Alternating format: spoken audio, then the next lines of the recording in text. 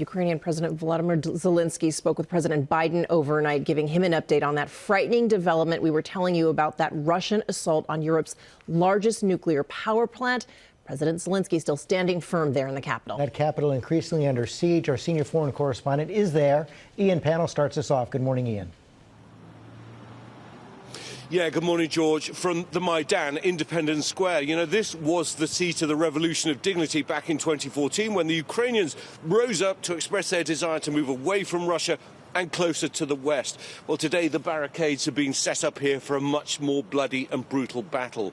We watched those scenes developing overnight. About 2 a.m. we were watching this live stream of this battle taking place outside a nuclear power plant. It was almost unbelievable, the scenes that we were seeing. President Zelenskyy just speaking, saying, Ukrainians, we survived the night, saying it could have caused as many as 6 Chernobyls, referring to the nuclear disaster back in the 1980s. But nuclear scientists saying the situation appears to be under control, but Russia bearing down across Ukraine this morning.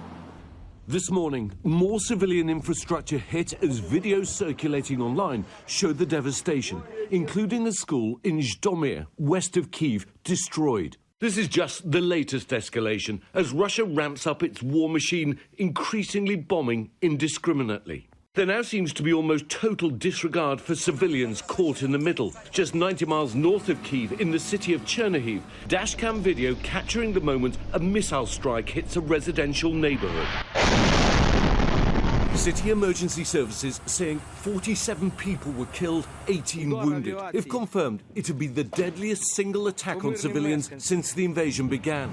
And overnight, pitched battles at Europe's largest nuclear power plant. In a highly dangerous development, Russian troops shelling the site with tracer fire lighting up the sky, the plant streaming the attacks online. Ukrainian President Zelenskyy pleading for international intervention, warning if there's an explosion, it's the end of everything, the end of Europe. This morning, the nuclear facility now in the hands of the Russians, and the nuclear watchdog, the IAEA, saying none of the facility's essential equipment has been damaged. A fire in the building has been extinguished. Western regulators say they've seen no change in radiation levels. Nuclear power plants were not designed to be the survive military conflicts. Earlier in the day, in nearby Enerhodar, the city's mayor posting these verified videos showing explosions outside the town.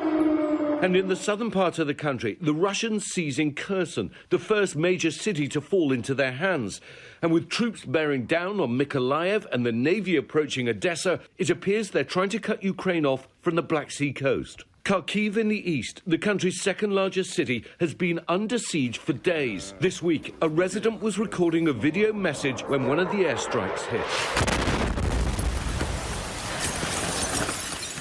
And as the Russian forces approach the capital, the people of Kiev ready to put up a fight. This is a city, this is a country now on a total war footing. We're in the heart of Kiev in Maidan Square. And as you can see, concrete barricades, tank traps have been set up, and everyone's now bracing for a Russian assault. President Zelenskyy speaking with reporters in the secret location inside the capital. But how long can you hang on? He told me, I don't know how long. It doesn't depend on time. It depends on us. A senior US official saying they believe Putin intends to crush Kyiv, already having selected and prepared a puppet government to replace Zelenskyy. This comes as the second round of talks between Ukrainian and Russian delegations wrap up. Both sides have provisionally agreed to possible temporary ceasefires and to open humanitarian corridors for civilians to leave cities under siege.